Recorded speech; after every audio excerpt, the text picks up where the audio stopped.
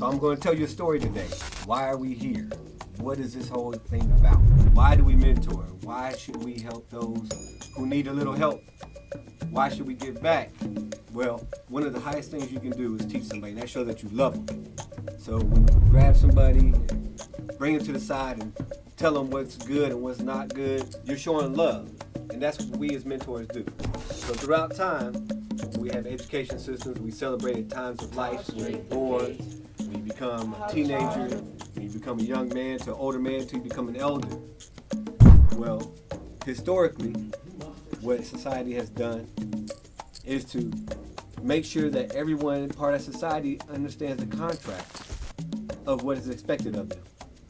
So I'm gonna go way back to ancient Africa, and I was told the story firsthand, how in some villages, the elder men would get together and discuss who was about to become a man.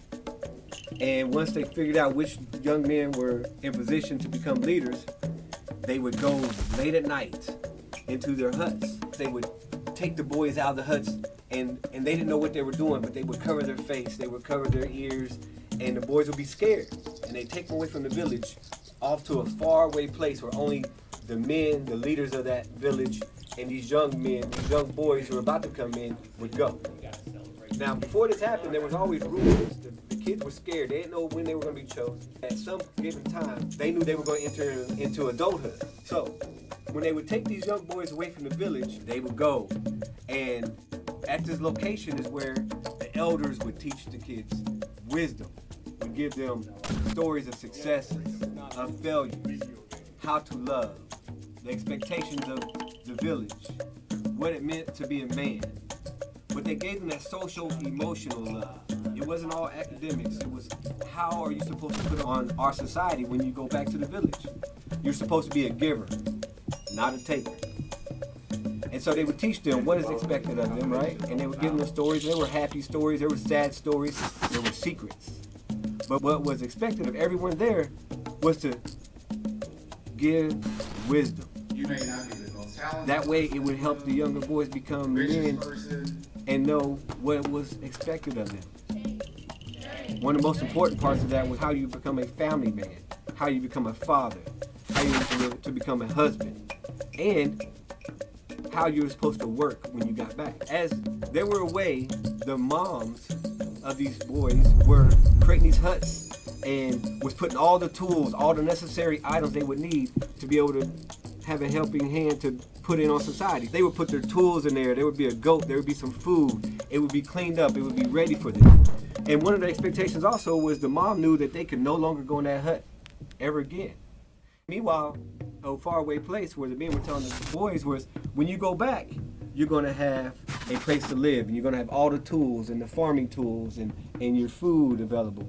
But when you go back, your mom can never go back into your hut. When they went back, they knew that they were no longer going to count on mom to feed them and to be there for them and for all their emotional needs, that they were supposed to go back and prepare to put in on society, right? And when they went back, this time frame they were gone, they did become men because they had the knowledge, maybe not physically, but they had the knowledge to go in. And when they went back home, they walked into their hut, they were scared, but the high expectations of them was there. And when they got there, they became givers, they became men. More men in the village, the stronger it was. We are the solution. We are the what? Solution. We are the what? Solution. We are the what? Solution. Say it like you mean it. We are the what? Solution. We took some of our community leaders, our men, and some of our young males that are becoming leaders, that are becoming young men in their own right. And we're passing down this wisdom. We're giving them love. We're telling them what is expected of them in this society.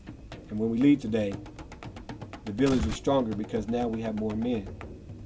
We have all of the young men that are here today, young boys are going to leave here and know what's expected of them and have some more tools to help them be successful, to help them remove barriers.